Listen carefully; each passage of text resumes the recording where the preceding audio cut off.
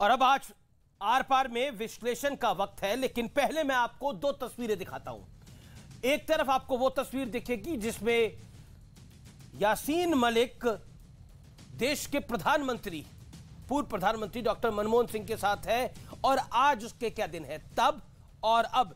ये तस्वीरें बहुत कुछ बयां करती है। वो भी एक दौर था, ये भी एक दौर है, और आज वाकई करोड़ों हिंदुओं को एक सुकून मिला होगा। यासीन मलिक को जेल की जब सजा सुनाई गई, हालांकि पूरा सुकून तब मिलता, मैं आपको लोगों की भावनाएं बता रहा हूं जो मैं सोशल मीडिया के माध्यम से पढ़ पा रहा हूं, फेसबुक, इंस्टाग्राम और ट्विटर के माध्यम से, कू ऐप के माध्यम से जो मैं पढ़ पा रहा हूं, वो यही है। लोगों का मानना है, आम लोगों का मानना है कि फांसी भी कम है इस व्यक्ति के लिए, तो उम्र कैद तो क्या चीज है। लेकिन वो भी एक दौर था, ये भी एक दौर है, लेकिन अब विश्लेषण का वक्त है। और आज विश्लेषण में मैं थोड़ा हार्ड वर्ड यूज करूंगा, और वो है आस्तीन के सांप। वो आस्तीन के सांप कौन है? आस्तीन के सांपों का विश्लेषण। कभी रेडी लगाने वाला यह आतंकी 150 करोड़ रुपए की संपत्ति का मालिक बना है, ये सत्य के तथ्य हैं। श्रीनगर में इस आतंकी ने 40 करोड़ का एक बड़ा होटल खड़ा किया है, ये भी सत्य के तथ्य हैं। ये आस्तीन के सांप हैं ये लोग।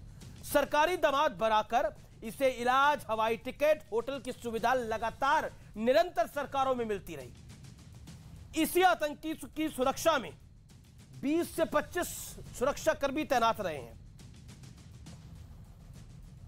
हाथ में भारतीय पासपोर्ट इस आस्तीन के सांप के पास।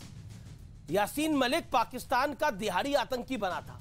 कुल मिलाकर यह एक दिहाड़ी आतंकी था पाकिस्तान का, जिसके लिए आज पाकिस्तान के वजीर आजम यानी प्रधानमंत्री शाहिद अफरीदी, ये सब लोग ट्वीट कर रहे हैं और उन्हें लग रहा है कि बहुत गलत हो रहा है। इस आस्तीन के सांप को अगर आज सजा मिल रही है तो ये गलत हो रहा है। सोचिए इसकी पैरोकारी क्यों की जा रही है, क्योंकि ये पाकिस्तान का एजेंडा चला रहा था, ये हमारे मासूम लोगों को मार रहा था। इसने खुलेआम माना जस्टिस नीलकंठ गंजू को मैंने मारा।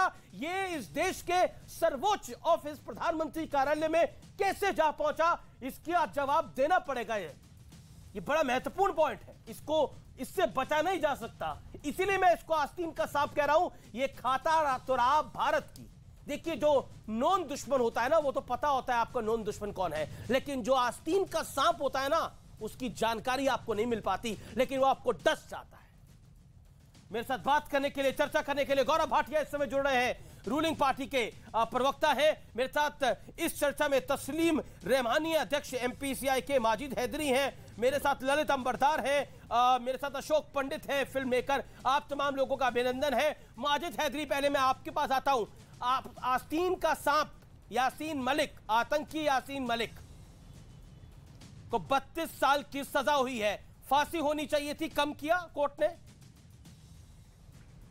अमीश भाई, सबसे पहले तो अपने पंडित भाइयों की पीड़ा पर ये दो पंक्तियां कहूंगा कि हेलो जिंदगी, जिंदगी नूर है मगर इसमें चलने का दस्तूर। आपने बहुत अच्छी बात की। आपने कहा कि वो भी एक दौर था, ये भी एक दौर है। मुझे याद पड़ा एक सरकारी दामाद को हमारी भाजपा की सरकार कंधार छोड़ गई। मुझे वो भी याद पड़ता है कि हम आज यहाँ पर एक किसी आतंक के आरोपी या आतंकी की बात कर रहे हैं, लेकिन हमारे देश में आज मुगलिया सम्राटों को अदालत में घसीटा जा रहा है। औरंगजेब जैसे सम्राट को अदालत घसीटा जा रहा है। अभी औरंगजेब, कुतुबुद्दीन ऐबक जैसे सम्राट को अदालत घसीटा। अरे औरंगजेब को क्या यासीन मलिक आप फिलहाल अपनी फिलहाल उस पर शांत रहिए। औरंगजेब को भी थोड़ी देर के लिए जेब में रखिए। अभी नए दौर के औरंगजेब की बात करिए, जो यासीन मलिक है, उस पर आप क्या कहना चाहते हैं? देखिए अमीश भाई, ये बहुत गलत बात कर दी आपने। क्यों? एक आतंकी के नाम को आप औरंगजेब रहमतुल्लाह अलैह से जोड़ रहे हैं। वो भी आतंकी था, वो उस दौर का आतंकी था, ये इस दौर का आतंकी है। हाँ, नहीं, ऐसी बात नहीं चलेगी। नहीं, क्यों नहीं चलेगी? देश को चलाया, जिसने हमारे मंदिर तोड़े, जिसने हमारे देश को लूटा, उसको तो मैं तो आतंकी मानता हूं। आप रहमतुल्लाह मानते होंगे, आप यासीन मलिक को भी रहमतुल्लाह मानते होंगे। मैं आपसे सवाल पूछ रहा हूं, क्या यासीन मलिक को सजा कम हुई है? फांसी होनी चाहिए थी।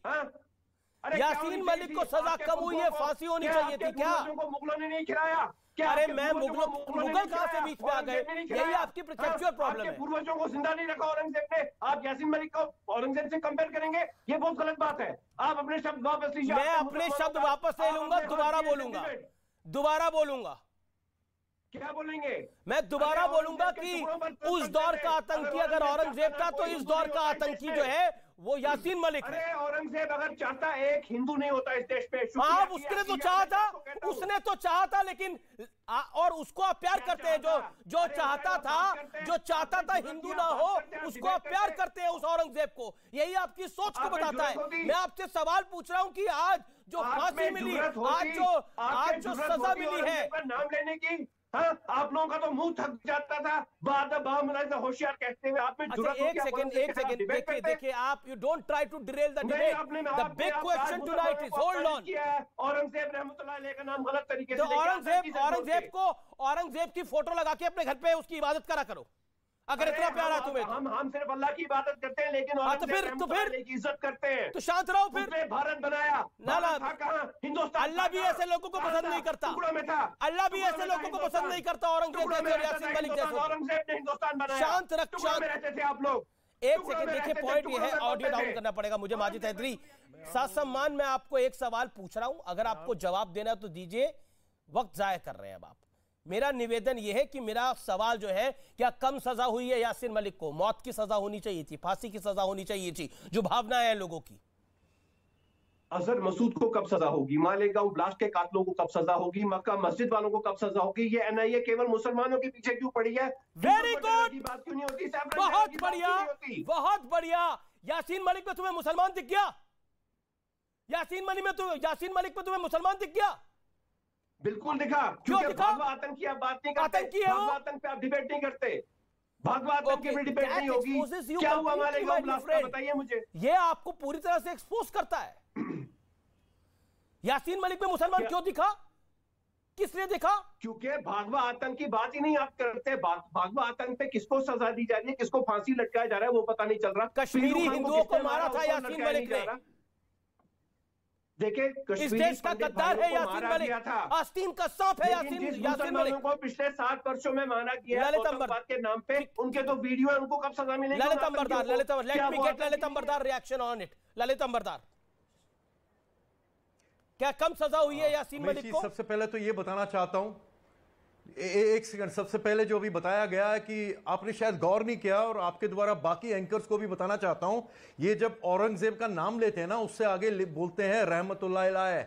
उसका मतलब ये जो प्रीफिक्स है ना, पीस बी अपॉन हिम, सिर्फ प्रॉफिट मोहम्मद और उनके करीबी कैंपेनियंस के लिए यूज किया जाता है। ये लोग उस जहादी औरंगजेब के लिए यूज करते हैं, आपके चैनल पे यूज करते हैं कि ये जानते हुए औरंगजेब ने हिंदुओं का कत्लेआम किया हिंदुस्तान के अंदर, मेरे गुरुओं का कत्ल किया, गुरु तेग बहादुर का कत्ल किया, हिंदू कश्मीरी हिंदू का नरसंहार किया, और आप उनको सह लेते हैं चैनल के पर। आप कहते हो आस्तीन के सांप। आस्तीन के सांप तो जो दिख रहे हैं वो तो है, ये है आस्तीन के सांप जो उन आस्तीन के सांपों का समर्थन करते हैं, जो इसको ये जहादियों का समर्थन करते हैं, मुगलों का समर्थन करते हैं, बाबर का समर्थन करते हैं, ये उनकी औलादे हैं। लेकिन जहां तक ये यासीन मलिक की बात है, देखिए यासीन मलिक एक व्यक्ति है, और हम जब बात कर रहे हैं एक सोच की बात कर रहे हैं, जहादी सोच की बात कर रहे हैं। आज जो कुछ हुआ, अंग्रेजी में बोलते हैं टू लिटिल टू लेट, लेकिन ये उससे भी कम है। लेकिन आज जो हुआ है, इससे कश्मीरी हिंदू का नरसंहार का उसका उपाय नहीं हुआ आपका, उसके लिए उसके केस भी नहीं चला। लेकिन हां, आज अगर कुछ हुआ है तो हिंदुस्तान के अंदर और कश्मीर के अंदर जो जहादी मानसिकता वाले लोग हैं, उनकी मानसिकता पे बड़ी खबर व्यूअर्स, बड़ी खबर। यासीन मलिक जो एक दौर में प्रधानमंत्री कार्यालय जाता था, वो इस दौर में तिहाड़ की जेल जा रहा है। पाकिस्तान हैरत में है, पाकिस्तान को जबरदस्त रिएक्शन है पाकिस्तान से। पाकिस्तान के प्रधानमंत्री शाहिद अफरीदी, पाकिस्तान के तमाम बड़े नेता, इमरान खान हो, भुट्टो हो, तमाम रिएक्ट कर रहे हैं इस मामले के ऊपर, लेकिन तिहाड़ भेजा जा रहा है यासीन मलिक। यह है सच्चाई। ललित अंबरदार 30 सेकंड, आज आपको मैं रोकूंगा नहीं, क्योंकि आज आपका जी ये बताना चाहता हूं आप लोगों को। देखिए जी, सुनिए, बता रहा हूं मैं आपको, यासीन मलिक जैसा इंसान जो जिसको 32 साल पहले फांसी के फंदे पे लटकाना चाहिए था, दिल्ली के left liberal secular polity academicians, जजेस, वकील और एडिटर्स, उसने उसका ऐसा पॉलिटिकल मेकओवर कर दिया था कि यासीन साहब मिल गया। हर ऑडिटोरियम के मंच पे बैठा होता था, बेटा करके उसको करते थे एड्रेस, और जब हम वहां पे बुलाए नहीं जाते थे, गेट क्रैश करके अंदर जाते थे, पुलिस हमें पकड़ के ले जाती थी। और इनकी पहुंच इतनी थी कि तत्कालीन प्रधानमंत्री के घर में जाके प्रधानमंत्री के साथ फोटो खींची। और वो जो सीडी दी थी ना सरदार मनमोहन सिंह को, उन्होंने उस सीडी के अंदर भारत के अगेंस्ट प्रचार का मटेरियल था, और अटल जी ने फोटोग्राफ्स थे, जो पूरे दुनिया में हिंदुस्तान के अंदर घूम रहा था। उसने जामिया मिलिया इस्लामिया में उसने लेक्चर किया स्टूडेंट्स को, दिल्ली यूनिवर्सिटी के स्टूडेंट्स को लेक्चर किया। ये उसका होगा था। लेकिन जो आज कह रहा हूं मैं, आज इनको तकलीफ ये हो रही है, आज इनको तकलीफ इसलिए हो रही है, ये जो 70 साल से पल रहे हैं ना, दूध पिला रहे हैं उनको, ये जो बाबर और औरंगजेब की औलादे हैं, इनको पहली बार लग रहा है, पहली बार इनको लग रहा है कि दिल्ली की सरकार 2019 के बाद, 5 अगस्त 2019 के बाद एक सनातनी सोच चला रही है देश को।